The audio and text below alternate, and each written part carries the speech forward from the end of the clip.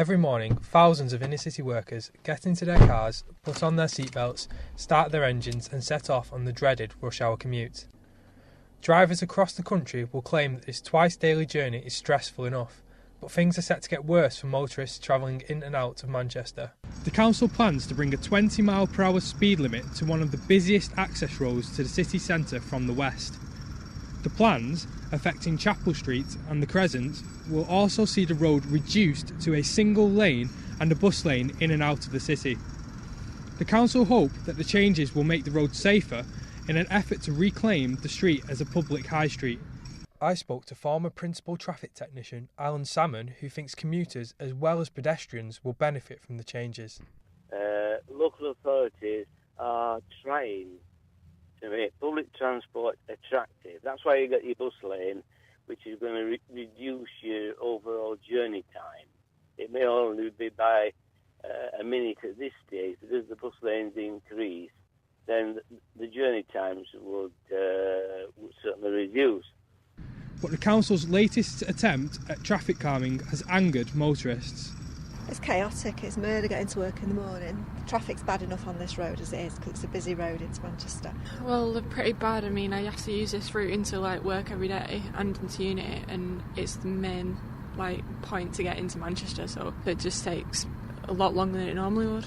It's a nuisance, really. It normally takes me about 10 minutes to get to uni, but now it takes me more like 20, 25. I know in the future it will probably be useful in the long run, but right now it's just annoying.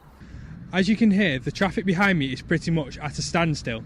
However, Vice-Chancellor Professor Martin Hall of the University of Salford thinks that the work is necessary for Salford to progress.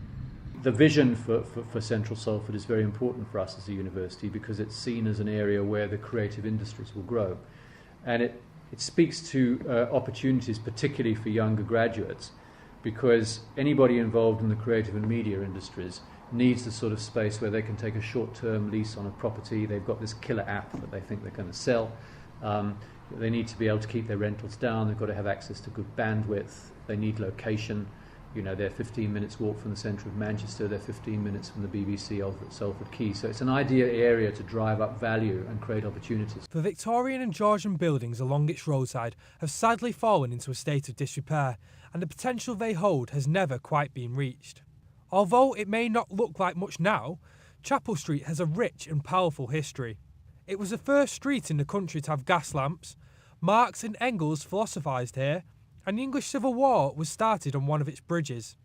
So while the people of Salford have been promised state-of-the-art offices, commercial spaces and leisure facilities to rival that of their neighbours in Manchester, should they be concerned that it will cost the city some of its charm? Speaking to Channel M, Councillor Derek Antrobus has no such worries. You see dereliction, you see decay, and you don't see people. And we're starting to turn that round. Everyone I've spoken to, everyone I've heard speak about it has come forward with one single message: as soon as possible, please. Why wasn't it done yesterday? So while a regenerated Chapel Street is music to the ears of the people of Salford, the sound of Roadworks is one motorists will just have to get used to. This is Joe Turner reporting for Salford News Network.